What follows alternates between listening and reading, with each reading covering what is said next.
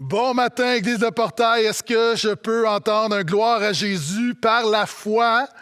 Donc, salutations, chère Église. Salutations également à tous nos amis, nos frères et nos sœurs qui nous suivent du Québec, de la francophonie également. Je veux saluer aussi une Église avec qui on a un attachement de cœur à Malartic, donc en Abitibi, Abitibi pour Jésus. On est content de vous accueillir et nous sommes dans cette période de l'année où tout reprend vie. Avec le changement d'heure, plus de soleil, avec le printemps qui arrive, on sent revivre.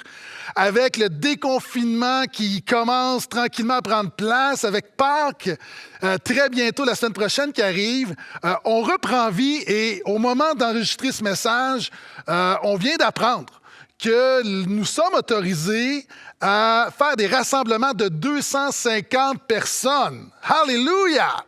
Donc, après un an, nous croyons, priez avec nous, mais évidemment, c'est préenregistré, c'est diffusé dimanche matin, il faut se laisser un temps pour le montage, mais nous avons bon espoir de pouvoir se réunir à Pâques.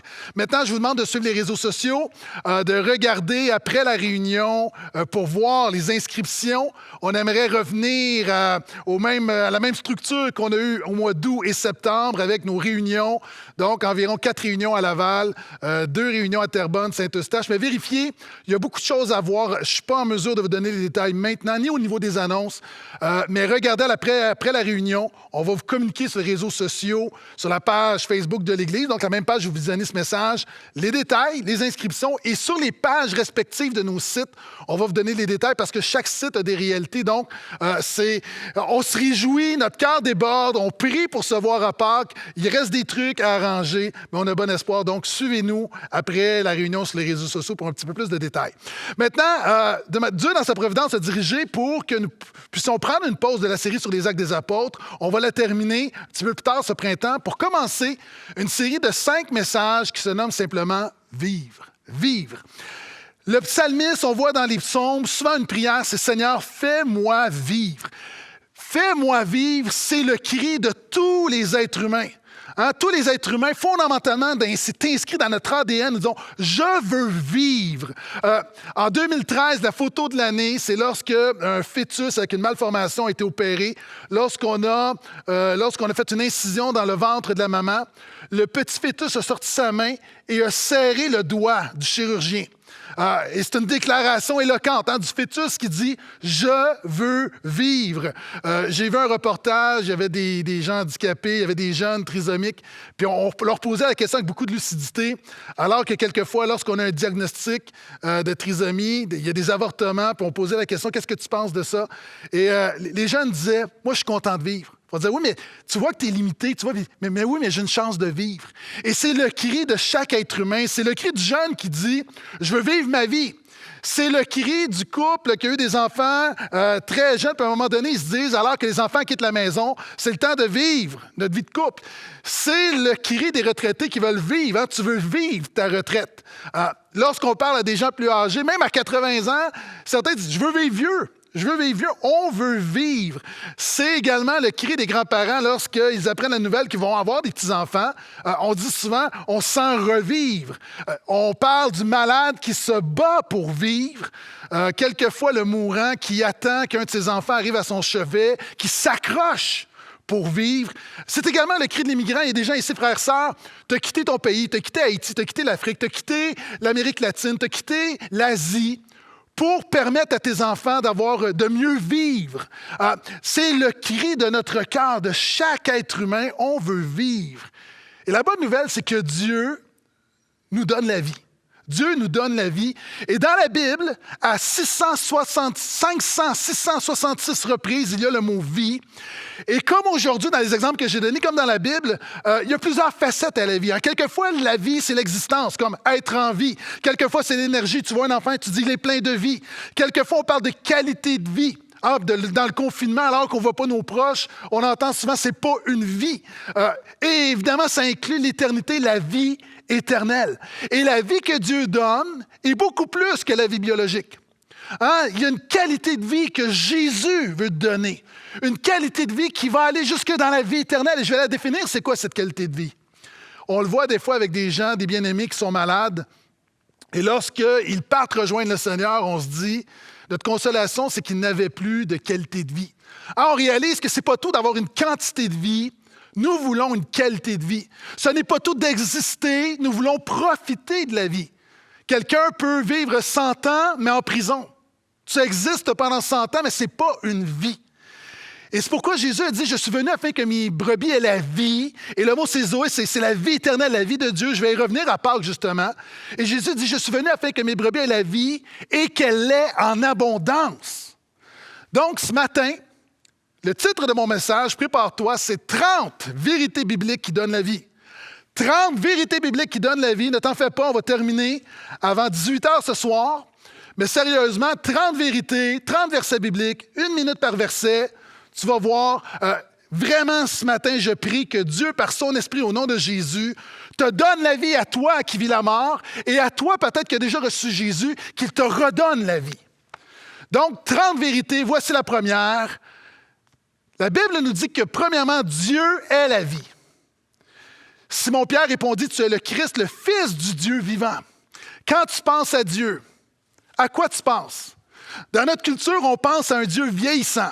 Lorsqu'on imagine Dieu, puis c'est A.W. Tozer qui disait que ce que tu penses de Dieu, la première chose qui te vient en tête lorsque tu penses à Dieu, c'est la chose la plus importante. Dans notre culture, on voit Dieu comme un vieillard avec une longue barbe blanche, fatigué. Maintenant, Jésus n'est pas venu révéler le Dieu vieillissant, il est le Dieu vivant. Une des choses que la Bible dit de Dieu, c'est qu'il est le Dieu vivant. Dieu n'est pas fatigué. Dieu n'est pas un Dieu impersonnel. Dieu est esprit. Dieu n'est pas un Dieu qui se fatigue. Dieu n'est pas un Dieu qui est faible. Nous servons un Dieu vivant. Le Dieu de l'univers est un Dieu vivant. Il est le Dieu agissant. Il est le Dieu tout-puissant. Et si tu veux comprendre la vie, comprends Dieu. Dieu est la vie. Deuxièmement, ce Dieu qui est la vie a créé la vie. Dès le début de la Bible, on voit dans Genèse 1, 24, Dieu dit que la terre produise des animaux vivants selon leur espèce, et on voit que Dieu va créer la vie. Hein? Dieu est le créateur de la vie. L'être humain peut bâtir une maison, mais seul Dieu peut créer l'arbre qui fournit le bois pour bâtir la maison. L'être humain peut créer un vaccin, et je l'ai déjà mentionné dans le vaccin, dans certains vaccins, il y a une molécule de requin, mais seulement Dieu peut créer des requins. Les scientifiques peuvent créer, oui, créer, on pourrait dire, donc un bébé éprouvette, mais encore une fois, seulement Dieu peut créer l'ovule et le sperme qui va féconder cet ovule. Donc, Dieu est le créateur de la vie. L'homme ne fait que recycler que ce que Dieu a créé. Non seulement Dieu est la vie, il a créé la vie, il a créé la vie humaine. On voit dans Genèse 2,7, l'Éternel Dieu forma l'homme de la poussière de la terre et souffla dans ses narines un souffle de vie. Et l'homme devint un être vivant. Dans le contexte ici, c'est qu'à l'époque, dans la culture populaire, on croyait que les dieux, donc en fait, qu'il y avait un démon qui avait créé l'humanité avec la terre et il y avait eu des batailles et on avait pris le sang d'un démon puis on l'avait mélangé à la terre et ça avait créé l'être humain. Et la parole de Dieu déclare que l'être humain n'est pas démoniaque. L'être humain est digne. La vie, elle est sacrée. C'est pourquoi on voit immédiatement dans Genèse 9 où Dieu fait alliance avec Noé et donne le mandat à la culture, à l'État de protéger la vie. Lorsque l'État ne protège pas la vie, mais enlève la vie de manière illégitime, elle contrevient au plan de Dieu. C'est pourquoi la Bible dit « tu ne tueras point ». La vie est sacrée. Évidemment, il y a un contexte, encore une fois, mais lorsqu'on voit dans le psaume 139, le verset 16, les chrétiens ne croient pas que l'avortement doit être utilisé à la légère. Nous ne croyons pas que l'avortement est un moyen de contraception. Je le dis avec beaucoup de grâce et de délicatesse. Le psaume 139 dit « Alors que j'étais une masse informe et vide, tu me voyais. » Nous croyons que la vie est sacrée dès la conception. Nous voyons dans un roi 19,4 que Élie est déprimé, Élie est suicidaire et Élie va dire « Dieu, enlève-moi la vie ». Mais Élie refuse de s'enlever lui-même la vie que Dieu lui a donnée. Élie refuse de prendre ce que Dieu lui a donné. Ce que Dieu a donné, lui seul peut le reprendre. Et c'est pourquoi il est découragé, il dit « Seigneur, enlève-moi la vie », mais il refuse parce qu'il sait que la vie est sacrée. Dans 2 Corinthiens 5,9, on dit que « Alors que notre être extérieur se dépérit, nous sommes renouvelés ». Présentement, et j'aborde des sujets délicats, Mais au Québec, on parle beaucoup de mourir dans la dignité. Donc, qui est aider les gens, donc qui est l'euthanasie, peu importe comment est-ce qu'on va le définir. Donc, qui est l'aide médicale à mourir. Et la Bible dit que le plus important pour le chrétien n'est pas de mourir dans la dignité, mais de mourir dans la vérité. Dieu nous a donné la vie, l'Éternel a donné, l'Éternel a ôté, que le nom de l'Éternel soit béni. Dieu a créé la vie humaine. La vie, elle est sacrée, peu importe ta couleur, peu importe ton sexe, peu importe ton background. La vie, elle est sacrée. Et Dieu a créé, on voit dès le départ également, quatrièmement, qu'il a créé l'arbre de vie. C'est ainsi qu'il chassa Adam. Il mit à l'orient du jardin d'Éden les chérubins qui agitent une épée flamboyante pour garder le chemin de l'arbre de la vie.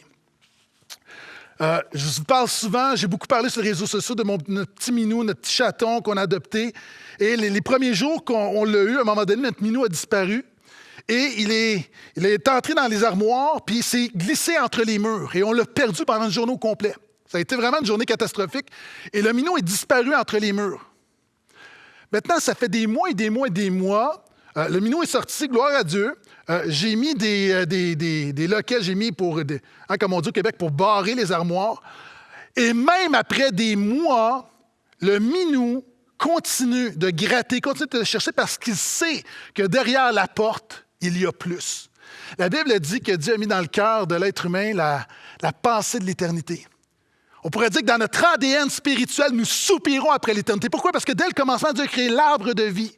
Mais nous voyons dans ce texte que, suite au péché de l'homme, Dieu nous a barré le chemin de la vie éternelle, de cet arbre de vie. Puis c'est une bonne nouvelle parce que, alors qu'on est pécheur, alors qu'on est rebelle à Dieu, si l'être humain avait continué de se nourrir de l'arbre de vie, on aurait été pécheur éternellement. Et Dieu, dans sa grâce, a emmené la mort. Maintenant, c'est un peu comme lorsqu'on prend des photos. Vous savez, des photos où on ne paraît pas bien. Il y a une photo qui est prise, puis on est comme... Puis à chaque fois que tu vois la photo, tu parais mal parce que c'est figé dans le temps. C'est une mesure de grâce que Dieu a mis un chérubin pour protéger l'arbre de vie parce que sinon, notre péché serait figé, notre état pécheur serait figé dans le temps pour l'éternité. Puis Dieu, dans sa grâce, voulait nous sauver. Quelqu'un devrait dire Alléluia. Cinquièmement, non seulement Dieu a créé l'arbre de vie, Dieu te garde en vie par grâce. À toi qui m'écoutes, si tu m'écoutes, si tu respires, chacune de tes respirations est une grâce de Dieu. C'est Job qui déclare. Tu m'as accordé la grâce avec la vie, tu m'as conservé par tes soins et sous ta garde. Beaucoup de gens pensent que Dieu nous a créés, oui, mais que Dieu nous a créés, il nous a mis on, puis il nous laisse aller. La Bible dit que Dieu a non seulement démarré ta vie, Dieu soutient chaque milliseconde de ta vie. Dieu est comme un chef d'orchestre. Et à chaque fois que Dieu autorise, tu respires. À chaque fois que Dieu autorise, tu respires.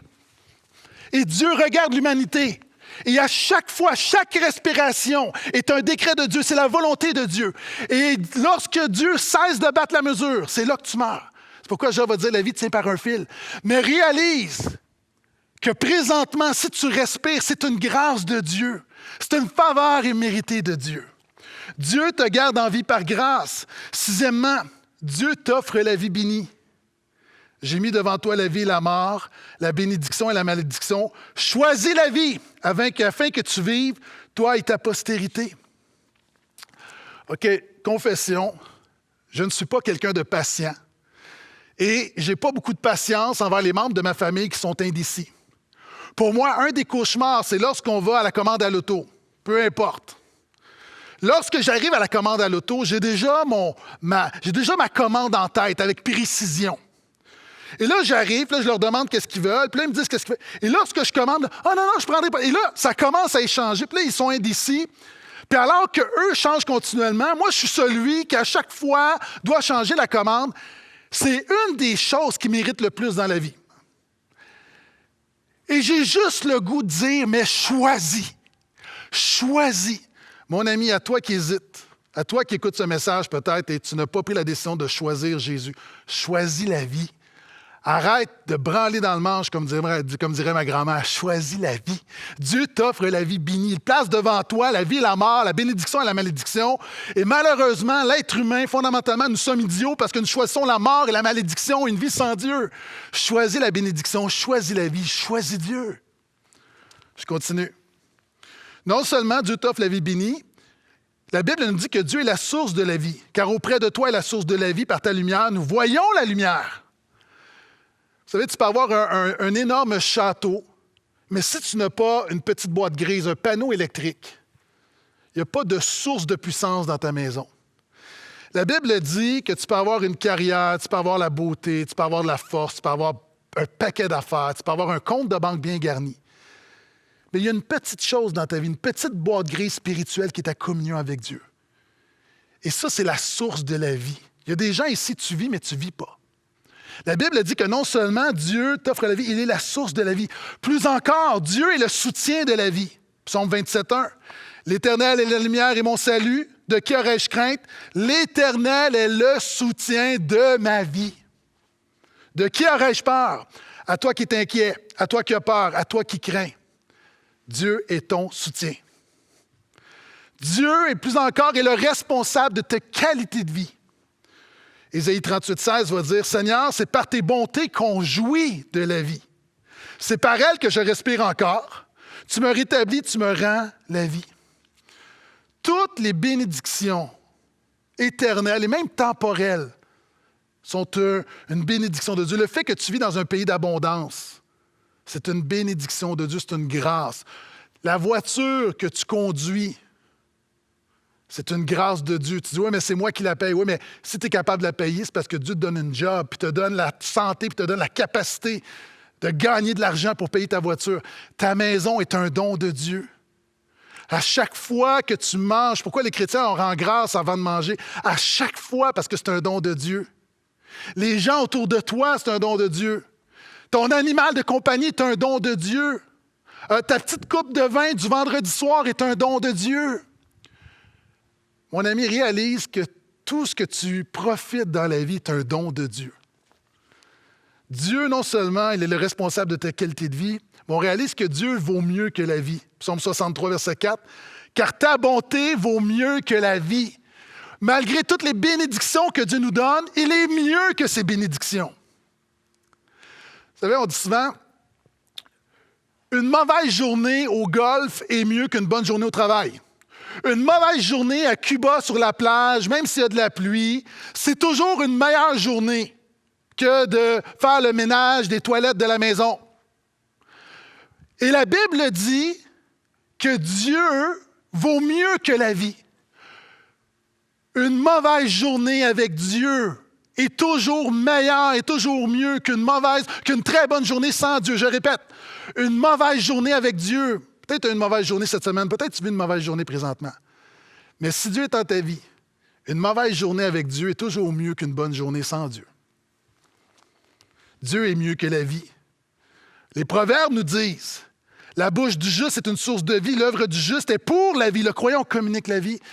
Le croyant non seulement reçoit la vie de Dieu, mais on amène la vie, on communique la vie. Deuxièmement, le problème, c'est que les inquiétudes de la vie t'empêchent de vivre la vie que Dieu a pour toi. C'est pourquoi je vous dis, ne vous inquiétez pas pour votre vie. À toi qui s'inquiète pour ta vie, écoute bien. Ne vous inquiétez pas de votre vie, de ce que vous mangerez, ni pour votre corps, ni de ce quoi vous serez vêtus. La vie n'est-elle pas plus que la nourriture et le corps plus que le vêtement? Permettez-moi encore une fois de reparler de mon petit minou. Ce qui est drôle quelquefois avec mon petit minou, c'est que c'est moi qui le nourris.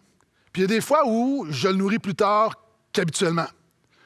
Puis je me mets à la place du minou, probablement qu'il s'inquiète. Puis le minou se dit, est-ce que je vais manger aujourd'hui? Mon minou, il ne comprend pas. Il ne sait pas que je sais mieux que lui ce qu'il a besoin. Puis mon minou, je l'amène chez le vétérinaire pour ses vaccins, puis je l'amène chez le vétérinaire pour les médicaments. Et lorsque je le mets dans sa cage, mon minou, il m'en veut un peu. Mais il ne comprend pas que ce que je fais, je le fais pour son bien. Il ne comprend pas que j'ai le cœur brisé parce que je sais qu'il ne comprend pas. Je l'amène chez le vétérinaire, ça me coûte 300$, je le ramène. Et quand je le ramène à la maison, là, mon minou, il comprend un peu mieux. Je veux juste te dire que l'écart entre moi et mon minou est tellement moindre que l'écart entre Dieu et toi. Mais Dieu prend soin de toi. Puis de la même manière que mon minou ne comprend pas, tu ne comprends pas ce que Dieu fait, mais il sait de quoi tu as besoin. Puis quelquefois, tu as l'impression d'être dans une cage, tu es dans une épreuve. Puis tu ne réalises pas que Dieu permet ça pour ton bien parce qu'il a des bénédictions en réserve pour toi. Alléluia. 13e, les plaisirs de la vie t'empêchent de vivre la vie que Dieu a pour toi. Luc 8, 14, ce qui est tombé parmi les épines, ce sont ceux qui, ayant entendu la parole, s'en vont et la laissent étouffer par les soucis, les richesses et les plaisirs de la vie. Écoute-moi bien. Ils ne portent point de fruits qui viennent à maturité. Jésus parle des plaisirs de la vie. Le problème, Dieu est pour les plaisirs de la vie. Dieu est pour le bonheur. Même si le but premier, c'est la gloire de Dieu. Oui, le bonheur et la grâce m'accompagneront tous les jours de ma vie. Psaume 23, l'Éternel est mon berger. Dieu se préoccupe de ton bonheur. Mais la réalité, Dieu se préoccupe de ton plaisir. Dieu veut que tu jouisses de la vie. Le problème, c'est quand les plaisirs de la vie t'empêchent de vivre la vie que Dieu a pour toi. C'est comme les enfants, tu lui poses la question et il reçoit 20 $ pour sa fête. Est-ce que tu vas aller t'acheter quelque chose au Dollarama ou est-ce que tu veux économiser pour t'acheter un vélo? L'enfant immature va toujours vouloir aller s'acheter des gugus en plastique au Dollarama. Mais ce n'est pas la chose qui va lui donner le plus de plaisir. S'il était capable d'économiser, le vélo lui donnerait beaucoup plus de plaisir que les trucs qui s'achètent au Dollarama. Le problème, alors que souvent on est égaré dans les plaisirs de ce monde, c'est pas que Dieu ne veut pas ton plaisir, c'est qu'on choisit des plaisirs qui sont moindres à la vie que Dieu a pour nous. Cette paix qui surpasse toute intelligence, cette joie qui est dans nos cœurs, cette bénédiction de se savoir en communion avec Dieu, ça vaut tous les trésors du monde. On avance. 14e, voici ce que la parole de Dieu dit. Le chemin qui mène à la vie est peu fréquenté. Matthieu 7, 14. Mais étroite est la porte, resserrez le chemin qui mène à la vie, il y en a peu qui les trouvent. Mon ami, si tu veux la vie de Dieu, la vie qu'offre Jésus, tu as besoin de réaliser que le chemin qui mène à la vie est un chemin qui est peu fréquenté. Vous savez, souvent de fois, le réflexe de l'être humain, là, lorsqu'on se promène sur la route, on va toujours prendre le chemin le plus évident. On prend l'autoroute. Et quelquefois, c'est surprenant parce que alors que je suis sur l'autoroute congestionnée, je prends mon GPS. Mon GPS me peut prendre des petites routes de campagne où il n'y a personne. C'est des routes peu fréquentées, mais c'est les routes qui m'amènent à destination. Mon ami, le christianisme est un chemin peu fréquenté. Ce n'est pas un chemin très populaire. Pourquoi? Parce que dans notre culture, on aime l'autoroute, on aime ce qui va vite, on aime ce qui est facile, on aime ce qui tape à l'œil. Mais ce n'est pas le chemin qui amène toujours à destination. Pourquoi? On est à mi-parcours parce que Jésus a la vie. Jean 5, 26, que j'aime ce verset. « Car comme le Père a la vie en lui-même, ainsi il a donné au Fils d'avoir la vie en lui-même. » Et là, écoute bien, là, en rafale, tout ce que la Bible dit sur la vie de Jésus. Un verset bien connu, Jean 14, 6. Jésus lui dit « Je suis le chemin, la vérité et la vie. » On parle du sentier de la vie. « Nul ne vient au Père que par moi. » Jésus est le chemin de la vie. Ça veut dire quoi? OK. Tu as déjà entendu parler du couloir de la mort? Death Row. Tu as déjà entendu parler? C'est un couloir dans des prisons où, au bout, il y a une pièce et il y a la chaise électrique. On appelle ça le couloir de la mort. Et certains prisonniers peuvent être là pendant des années, mais tôt ou tard, ils vont finir sur la chaise électrique. Maintenant, imagine, lorsque un de ces condamnés est gracié et qu'on lui annonce qu'il est libéré, lorsqu'il sort de la prison à droite, il voit, c'est le chemin de la mort vers la chaise électrique. Et lorsqu'il marche vers la gauche, c'est le chemin de la vie. Mon ami, alors qu'on était condamnés, alors que la colère de Dieu était sur nos vies, on méritait la colère de Dieu parce qu'on l'a rejeté, on l'a méprisé, on l'a insulté, on a voulu vivre par nous-mêmes en méprisant sa parole. La Bible dit qu'on était sur le chemin de la mort, tu étais dans le couloir de la mort et au bout, ce n'est pas la chaise électrique, c'est l'enfer éternel. Et Jésus, dans sa grâce, est venu nous gracier. Donc, à toi qui dis, oui, mais la vie n'est pas facile. Elle n'est peut-être pas facile, mais tu es dans le sentier de la vie. Mieux vaut des difficultés dans le sentier de la vie que la facilité dans le sentier de la mort. Alléluia. Reste avec moi, je commence à prêcher. Là. Jésus est le pain de vie. Jésus leur dit, je suis le pain de vie. Celui qui vient à moi n'aura jamais faim. Permets-moi de répéter une chose que j'ai déjà enseignée. C'est A.W. Tozer qui dit, un homme peut mourir de faim en sachant tout au sujet du pain. De même, il est possible de demeurer spirituellement mort en sachant tout du christianisme. Il y a des gens qui m'écoutent. Tu connais beaucoup de choses sur le christianisme. Il y a des gens qui m'écoutent. Tu peux réciter des versets bibliques. Il y a des gens, tu connais la parole de Dieu. Il y a des gens qui m'écoutent, tu as peut-être même déjà été impliqué dans le ministère, peut-être tu as déjà été pasteur. La réalité, tu sais beaucoup de choses sur le christianisme, mais tu es spirituellement mort. Tu sais que Jésus est le pain de vie, mais tu n'as jamais mangé le pain de vie. Puis il y a des gens, alors que tu entends cette parole, le Saint-Esprit frappe à la porte de ton cœur. C'est à toi que je parle. C'est à toi que je parle. Jésus est le pain de vie. Jésus est la lumière de la vie. Lorsqu'il va dire « Je suis la lumière du monde », dans Jean 8,12, il va dire « Je suis la lumière de la vie ». Ça veut dire quoi? On le comprend bien. Hein? Avez-vous remarqué, au mois de novembre, on est déprimé, il fait noir, c'est difficile, il fait froid. Et là, tout à coup, au mois de mars, on veut un réveil. Alléluia! Hein, même, on parle de luminothérapie. Oh, tu mets juste de la lumière. Pourquoi? Parce que ça fait du bien au moral. Jésus est la lumière de la vie. Lorsque tu viens à Jésus, la lumière de Jésus te redonne vie. Je continue. Déjà rendu au point 19. Jésus est la résurrection et la vie. Je suis la résurrection et la vie. Celui qui croit en moi vivra quand même, il serait mort. OK. Il y a des gens qui ont perdu un bien-aimé dernièrement ou dans les dernières années. Et la dernière image que tu as ton bien-aimé, c'est souvent de fois peut-être un vieillard malade. On voit quelqu'un, puis souvent on a des proches qui ont perdu du poids, ont la peau sur les os, ont aucune vitalité. Et l'image qu'on a, dernière image qu'on a d'eux, c'est cette image. Mais ce n'est pas une bonne image.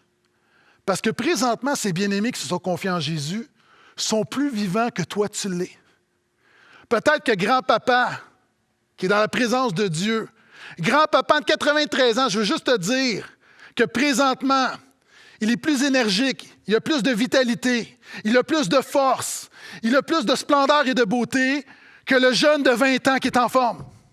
Pourquoi? Parce que la mort est un passage, mais il vit. Jésus est la résurrection et la vie. Et cette vie-là, elle est tellement plus puissante que la vie que nous avons présentement. Jésus donne la vie en abondance. Je l'ai mentionné, je suis venu afin que mes brebis aient la vie et qu'elle ait en abondance. L'image que j'ai, c'est lorsque tes enfants veulent un bain, puis veulent mettre de la mousse, puis ils en mettent trop. Tu sais, à un moment donné, il y a de la mousse, mais il y en a trop. Puis là, à un moment donné, il y a de la mousse qui déborde du bain. À un moment donné, il y a de la mousse qui est partout dans la salle de bain. Puis là, quand la mousse arrive dans le salon, là, il est comme, la mousse, elle est en abondance. Puis je veux juste te dire que quand tu reçois Jésus, il y a des gens là, tu as reçu Jésus, puis tu dis, il y a juste un petit peu de vie. Mon ami, tu ne réalises pas, mais il va y avoir de la mousse. Pas mal de mousse. La vie de Jésus, ça fait 20 quelques années que je le sens, puis ça mousse, puis ça mousse, puis ça mousse, puis ça mousse, puis ça mousse, puis ça mousse, puis ça va continuer de mousser. Pourquoi? Parce que Jésus, encore une fois, donne la vie en abondance. 21e vérité biblique qui donne la vie. Le Saint-Esprit vivifie. Jésus va dire, c'est l'Esprit qui vivifie. La chair ne sert de rien. Les paroles que je vous ai dites sont esprit et vie. Il y a des gens présentement, tu te sens, tu écoutes le message, puis tu sens qu'il y a quelque chose, tu te sens revivre. Je veux juste te dire que c'est pas le prédicateur. Oui, je peux être énergique, mais il y a du monde qui sont beaucoup plus énergiques que moi. Il y a du monde qui sont plus éloquents que moi, plus convaincants que moi. C'est pas vrai. C'est pas vrai qu'un gars ordinaire qui transpire un peu sur YouTube ou Facebook peut vraiment bouleverser un cœur. OK? Je veux juste que tu comprennes bien, là. Si à la prédication, il y a quelque chose qui se passe dans ton cœur, c'est parce que c'est le Saint-Esprit qui la vivifie. Parce que la parole de Dieu inspirée par le Saint-Esprit, elle est esprit-vie, c'est-à-dire elle est spirituelle et vivante. C'est pourquoi la prédication, à chaque semaine, il y a des choses qui se passent lorsqu'on ouvre nos cœurs avec foi. Dieu agit, c'est l'Esprit vivifie. Pas à cause du prédicateur, à cause de la prédication. Pas à cause du messager, à cause du message. Pas à cause de celui qui parle, à cause de la parole. Pas à cause que j'ai de l'Esprit, à cause du Saint-Esprit. Le christianisme est le sentier de la vie. On voit ça dans Acte 2, 28. Tu m'as fait connaître le sentier de la vie. Vous savez, il y a deux types de business spirituel dans le monde. Je vais le dire comme ça. Il y a des religions mortes et il y a le sentier de la vie. Je l'ai souvent dit, le christianisme est supérieur, pas parce que nous sommes supérieurs, parce que Jésus est supérieur. C'est le sentier de la vie. Il y a des gens qui m'écoutent, tu as adhéré à une forme de christianisme et il n'y a aucune vie, tu es juste dans la mort. Mon ami, le problème, ce n'est pas le christianisme, ce n'est pas Jésus, c'est que tu ne marches pas dans le bon sentier. La Bible dit que le christianisme est le sentier de la vie. Un petit peu plus loin, Acte 3,15, vous avez fait mourir le prince de la vie. Pourquoi? Parce que Jésus est le prince de la vie. Hein, il y a des gens, là, tu as été marqué par un prince à New York. Moi, je te dis qu'il y a un prince sur la terre, que tout bouleversé, qu'il est le prince de la vie. Je continue. L'Évangile contient les paroles de vie 5,20. Allez, tenez-vous dans le temple et annoncez au peuple toutes les paroles de cette vie. Pourquoi? Parce que la bonne nouvelle de Jésus te dit que tu es malade, te dit que tu es pécheur, te dit que tu vas mourir, que tu es déjà mort spirituellement, tu vas mourir à un moment donné. Et c'est non seulement tu as une mort spirituelle, tu vas avoir une mort biologique, une mort éternelle. La bonne nouvelle, c'est que Jésus, en venant à la croix, par sa vie, par sa mort, par sa résurrection, apporte le remède. C'est pourquoi le chrétien est joyeux. Pas parce que la vie est facile, parce que Jésus nous a donné la vie. Jésus est le remède. Là-bas, pourquoi au portail, on prêche la bonne nouvelle de la grâce? Pourquoi on prêche juste Jésus? Jésus crucifié. Pourquoi est-ce qu'on est christocentrique, centré sur Jésus? Pourquoi? Parce qu'on veut rien d'autre que la vie. On n'est pas assez brillant pour parler de concept de vie. Non! Ce qu'on veut, c'est la vie. On se concentre sur la vie de Jésus. C'est ça qu'on a besoin. C'est pourquoi il y a des gens, tu entends ce message-là, puis tu te sens revivre, puis ça fait quelquefois 30 ans que tu es dans une église. On reçoit quelquefois des témoignages. Des gens, ça fait 30, 40, 50 ans que tu es chrétien. Puis tout à coup, tu te sens revivre. Dans sa grâce, il y a des gens qui, par le portail, tu te sens revivre. Pas à cause du portail. Encore une fois, parce qu'on fait une chose. Je n'ai jugé bon de ne savoir qu'une chose. Jésus-Christ crucifié. Je ne mettrai ma fierté dans rien d'autre que dans la croix de Christ. Et alors qu'on annonce la bonne nouvelle de Jésus, tu te sens revivre. C'est la seule chose. La seule chose qui fait une différence, c'est l'œuvre de Jésus. Et la bonne nouvelle, c'est que lorsque tu la reçois, tu marches. La Bible dit qu'on marche en nouveauté de vie. Romains 6,14. Il y a de la vie, hein? Quand je te parlais de la mousse, la Bible dit que tu dois naître de nouveau. OK? Une nouvelle vie. La Bible dit que quand tu as une nouvelle vie, Dieu te donne un cœur nouveau. Et il établit avec toi, tu entres dans une alliance, la nouvelle alliance avec Jésus. La Bible dit que lorsque tu fais les choses anciennes sont passées, toutes choses sont devenues nouvelles, tu es une nouvelle créature. Donc tu le suis, hein? Une nouvelle vie, un nouveau cœur, une nouvelle alliance, une nouvelle créature. La Bible dit que Dieu te donne un nom nouveau. Alors que peut-être autour de toi, on a dit plein de choses, Dieu te donne un nom nouveau, c'est-à-dire une destinée nouvelle. Et la Bible dit qu'il met dans ton cœur un cantique nouveau. Et que tu as l'espérance qu'un jour tu vas hériter de nouveaux cieux et d'une nouvelle terre. Il fait toutes choses nouvelles. Si ce n'est pas une nouvelle vie, ça c'est quoi? J'ai presque terminé, reste avec moi. 26e vérité biblique qui donne la vie. Les chrétiens sont une odeur de vie. Non seulement Dieu veut te donner la vie, mais il veut qu'au travers de toi avoir un impact. Écoute-moi bien, parce que c'est un verset souvent qu'on comprend mal. On est dans 2 Corinthiens 2, le verset 14 à 16. « Grâce soit rendue à Dieu qui nous fait toujours triompher en Christ et qui répand par nous en tout lieu l'odeur de sa connaissance. Aux uns, une odeur de mort donnant la mort et aux autres, une odeur de vie donnant la vie. » Si tu as un chrétien à côté de toi, là, commence à sentir, voir s'il sent la vie. Qu'est-ce que Paul veut dire? La clé est au début quand ça dit que Dieu nous entraîne dans le triomphe de Christ. Le triomphe, c'est une cérémonie dans l'Empire romain. Lorsqu'un général victorieux avait remporté de grandes batailles, il revenait à Rome, on faisait ce qu'on appelait un triomphe. C'est-à-dire, c'est un grand défilé où tu avais le général qui marchait avec son armée et derrière, tu avais des prisonniers. Tu avais le butin. Puis tout autour, il y avait les Romains qui étaient là. Et pendant ce défilé, il y avait de l'encens. Et cette odeur, pour les gens qui étaient prisonniers, qu'on emmenait à la mort, c'est une odeur de mort. Mais la même odeur, pour ceux qui se réjouissaient de la victoire, est une odeur de vie. Maintenant, mon ami, le chrétien est appelé à être une odeur de vie. Il y a des gens qui vont rejeter le Jésus qui est dans ta vie. Pour eux, tu es une odeur de mort. Mais la Bible dit que Dieu a un peuple nombreux qui lui appartient. Dieu appelle des gens. Dieu est fidèle. Dieu sauve des gens. Et au travers de toi, Dieu va faire en sorte que tu peux et tu es une odeur de vie. Il y a des gens qui te voient suivre Jésus et à ton contact, à ton témoignage, tu vas les inspirer, tu vas les encourager, tu vas les bénir. Tu vas, par le Saint-Esprit, les vivifier en quelque sorte. Alléluia. Les chrétiens sont une odeur de vie. Seigneur, fais de moi une odeur de vie. 27e point.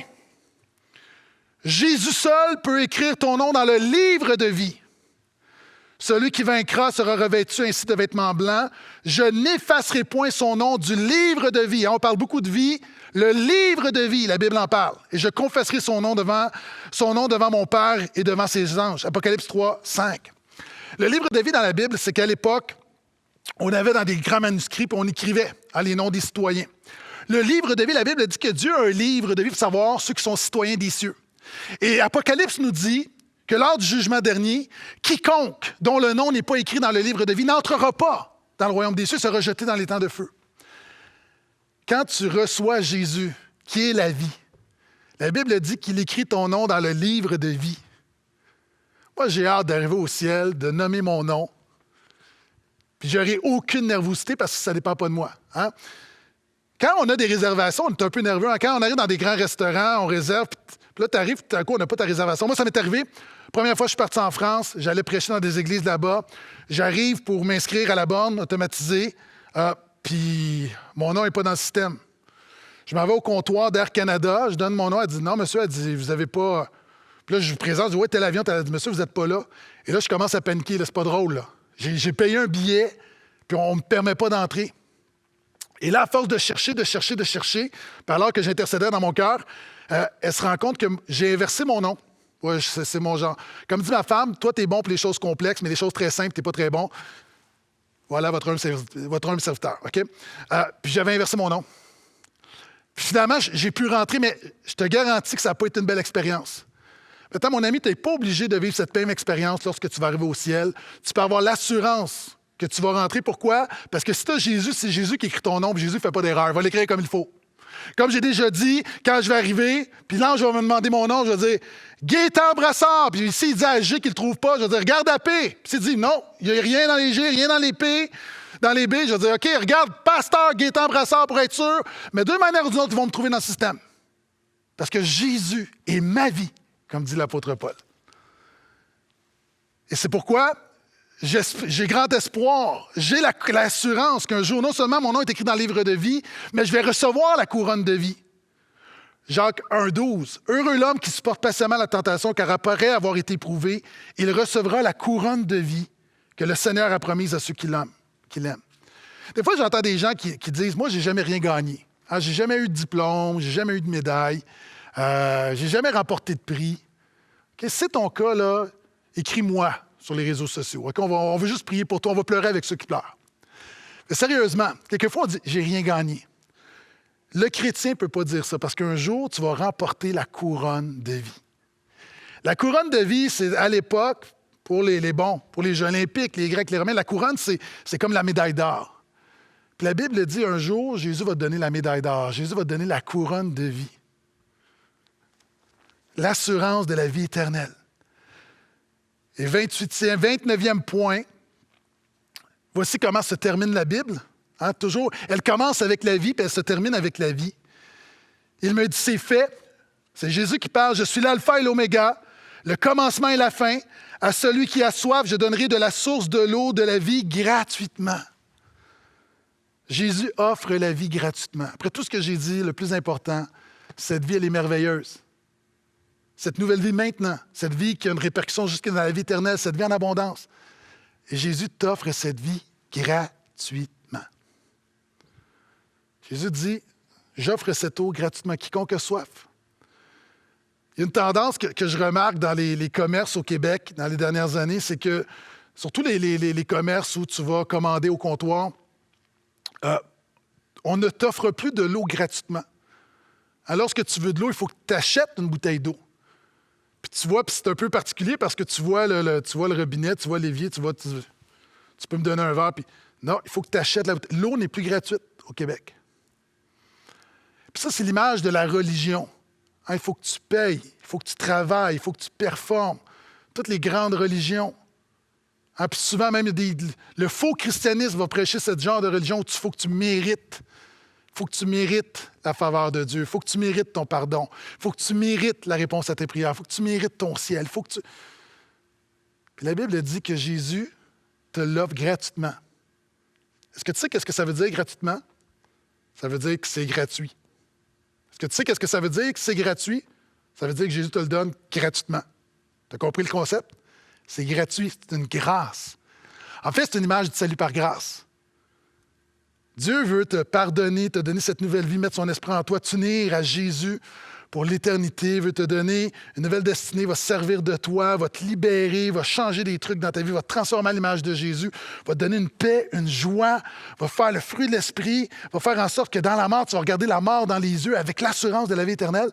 Puis tout ça, sans rien faire, parce que Jésus, c'est celui qui a tout fait. Il va te le donner gratuitement. Mais tu dis, mais comment? Et la 30e vérité qui donne la vie, Jésus va dire dans Jean 5,40, « Et vous ne voulez pas venir à moi pour avoir la vie. » Le problème, ce n'est pas que Jésus ne te donne pas la vie.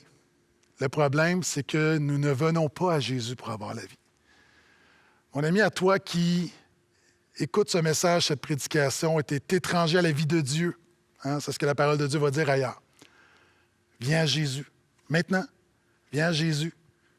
Là où tu es, Jésus entre dans ma vie, viens dans mon cœur, transforme ma vie, j'ai besoin de toi. Viens à Jésus. Puis je veux parler également des frères et des sœurs, des chrétiens, qui t'ont reçu la vie de Jésus, mais présentement, tu es dans une saison de mort. Des gens, ta communion avec Dieu est morte. Ta passion pour Dieu est morte. Il y a des gens, ton désir de sainteté est mort.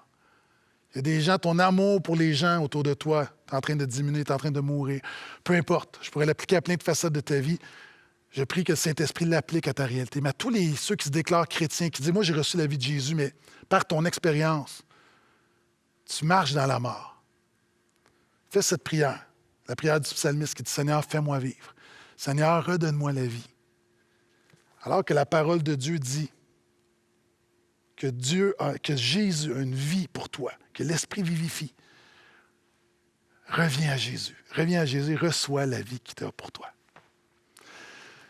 Seigneur, je prie pour chaque personne, chaque auditeur.